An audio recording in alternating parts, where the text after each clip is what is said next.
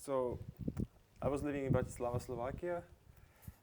Slovakia was then actually still transitioning to some kind of democracy after decades of being a satellite in essentially under the Soviet rule.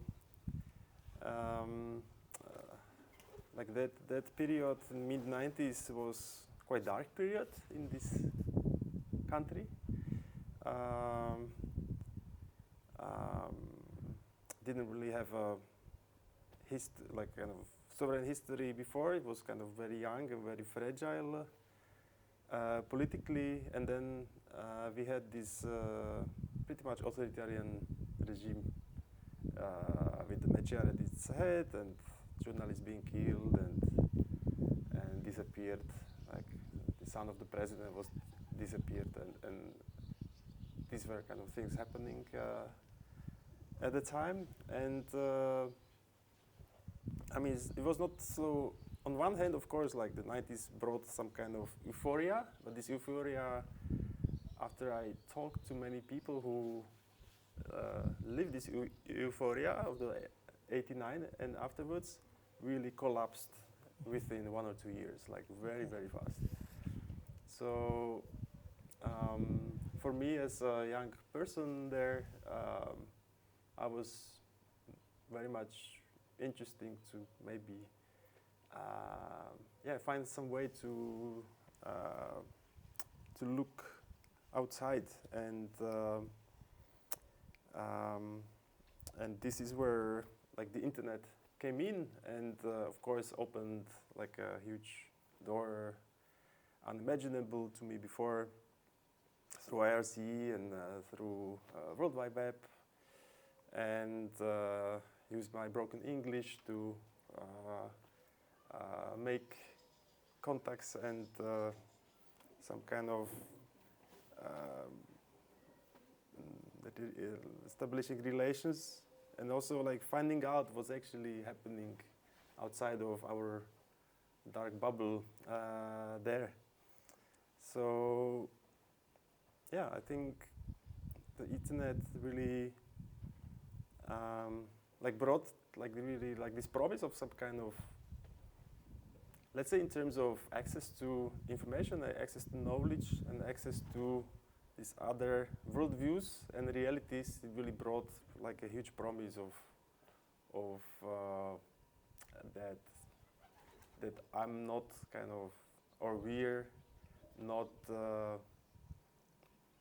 that isolated as it would politically look like at the time.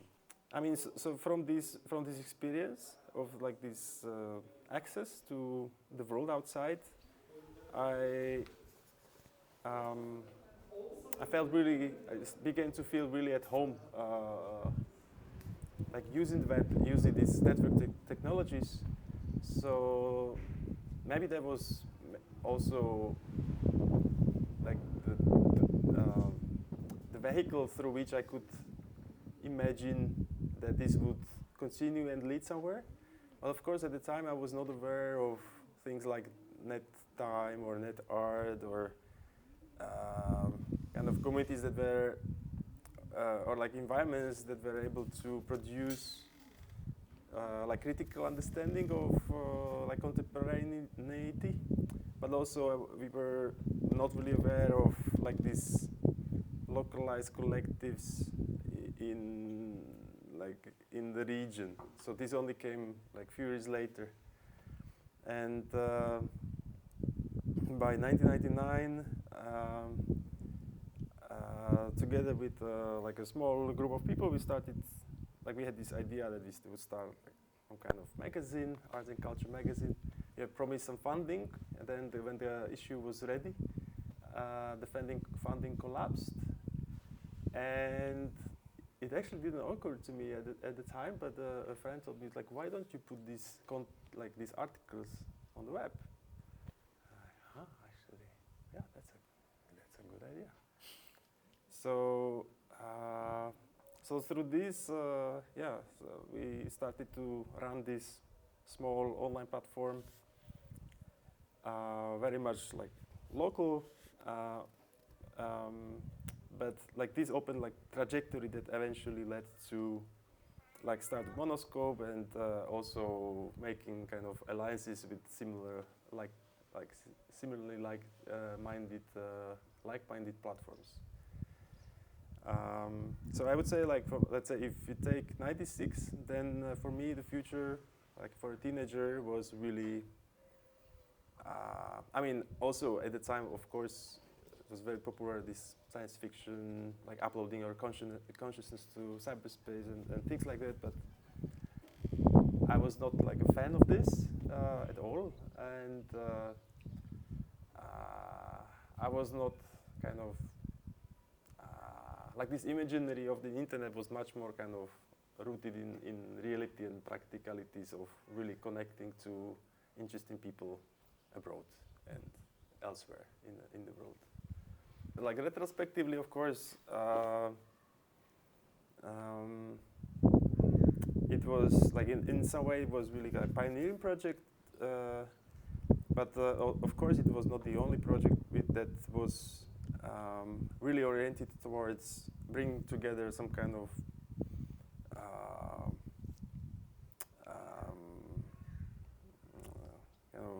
culture expression in some way. So, but I would say really like from the perspective that it was artist practice, it was independent, and it was non-institutional, and it persisted for decades onward.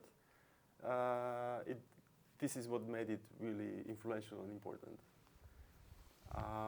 So I mean, I myself only discovered Ubu much later, and through it also kind of the like a legacy of, let's say, American, also European avant-gardes. So for me, it was very, very also important, like around like 2010s. Like Monoscope itself, like we came to this field of, let's say, collecting these cultural expressions in some kind of platforms from the side of kind of art and technology.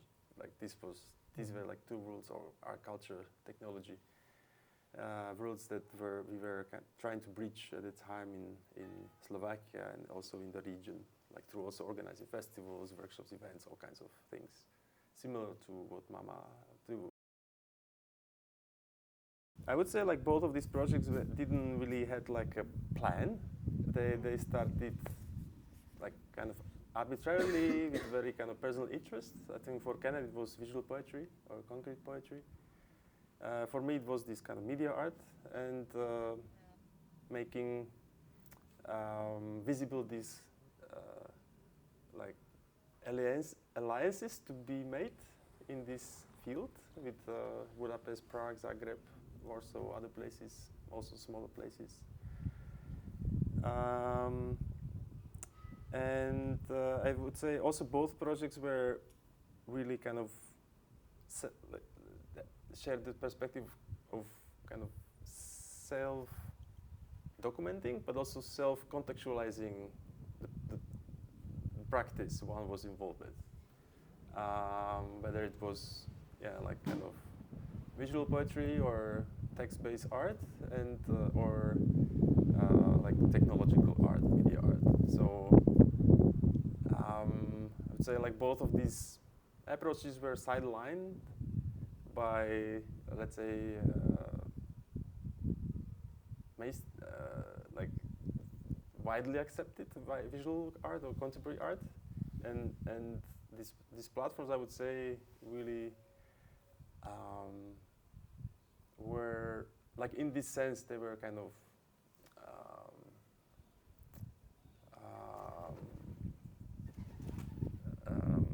I wouldn't say like self-institutionalizing, but kind of making oneself visible, or like making visible certain practices to the world that were otherwise sidelined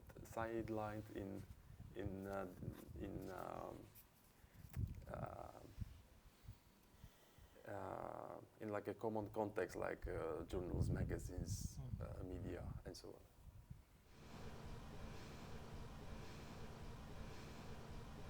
I think like what was really important to mention also here is that okay, we talk about the environment of the internet, and like throughout these 2 or 3 decades, like the internet kind of died several deaths.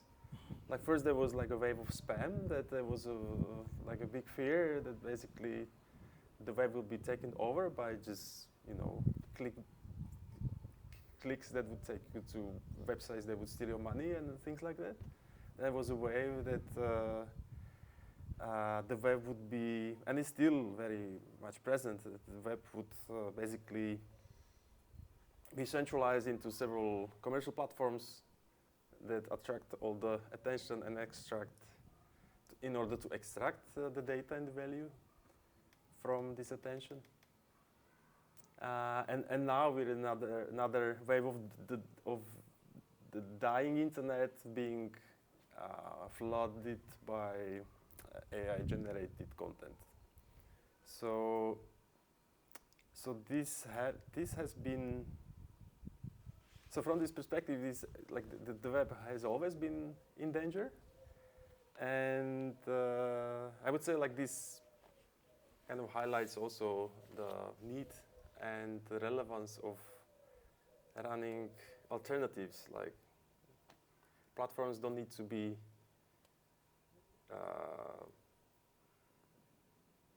they don't need to be like huge commercial machines to extract value, but they can also be places for people, knowledge, and like different agencies to really converge and bring about some kind of change, I would say. Yeah, and it's not just Monosky and Ubu, but many other projects, Memory of the World, Texts, ARC, and so on, that are basically resisting these phenomena, or like the web being basically shrunk into another supermarket. So for this, I have no idea, but I would say that what I feel is important in terms of ongoing social and ecological crisis is to really be aware of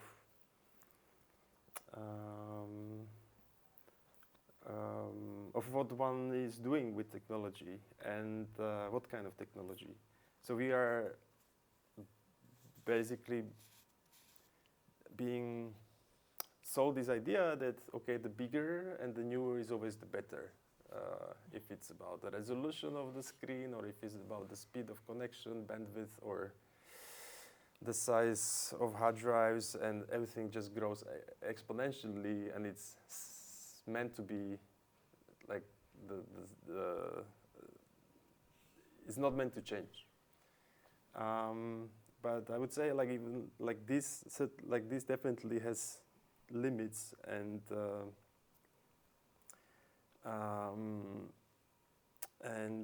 in terms of maintaining or organizing technological networks, I would say like the action or like the decisions we are making should be also informed by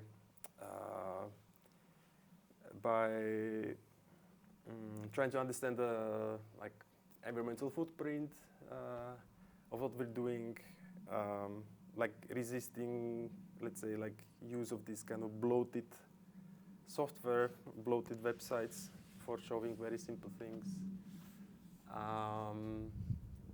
and doing, simple websites, making things reproducible by others, like free software, open source, and I mean, this is also something we were trying to articulate with a lot of other people in terms of perma computing, to really think of computing as something constrained, that is not necessarily just to grow forever. So I would say like this, like this would kind of, through this we could see the view of the future is more like it gives some kind of hope, basically. Even though, of course, we're all tired from screens, and